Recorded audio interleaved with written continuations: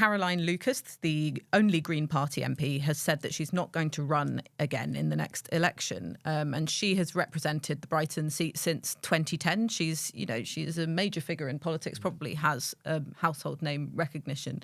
And so it's a big story. But it's part of a wider trend, isn't it, Freddie? Yeah, there is. We've seen many Tory MPs say over the past 6 months that they're not going to stand. And I think that's part of a broader malaise within the Conservative Party, and that's why we've seen figures like Matt Hancock, many of the 2010 intake, many figures who are associated with Cameron, many of the more liberal Conservatives, you could say, saying they're going to leave. And, there have been Labour examples as well, as you always get a turnover with each election. But Caroline Lucas, a former leader, one of the key figures in Green politics in the UK, someone who often gets parliamentary questions because she is the sole Green MP. She does represent quite a large segment of British politics, so it is a massive story that she's standing down. Yeah, and this story has only just broken as we've started recording, so we haven't done a huge amount of digging into it yet.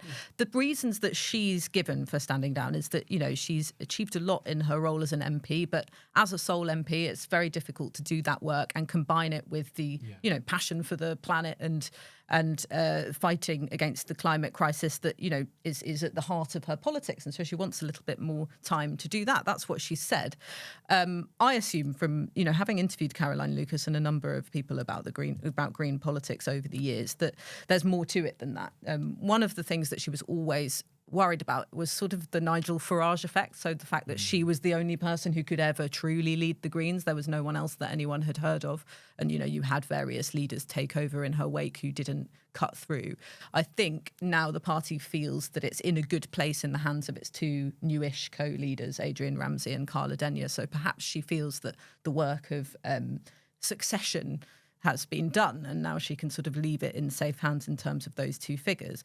But as well as that, there's another perhaps more negative reason, which is that in Brighton, actually, Labour won its first majority in the city for 2 decades in the local elections. The Greens fell back. They had their worst result there since 2003. That's the council. That's separate from the constituency. But, the politics of the Green Heartlands are changing.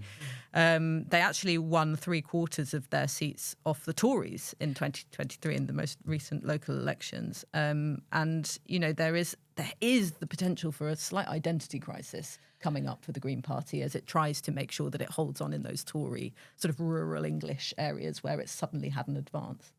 Yeah, I mean, I don't know. I don't know if the Greens would have much success by bringing in somebody like a kind of unknown face to a seat where they've had such success over such a long period of time. I wonder if someone like Sian Berry might be a good candidate to run somewhere like that. Someone who's part of the Green Party establishment, if we could say there's such a thing. The Green Blob. The Green Blob.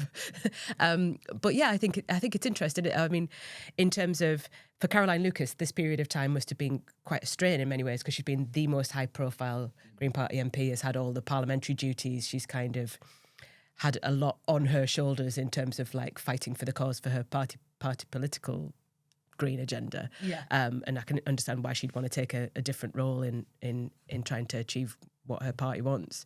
But I think it'll be interesting in that this will be like a new push from the Green Party at the next election. A lot of fresh faces, a slightly different campaign potentially with Carla Denyer and Adrian Ramsey.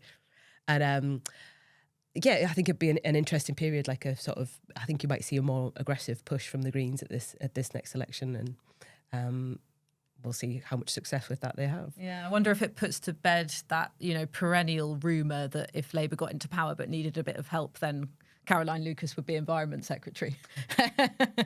Thanks so much for watching. We'd love to know what you think. Please make sure you leave your comments below. And if you enjoyed watching this podcast, you can watch more of our videos on our YouTube channel. And don't forget to like and subscribe.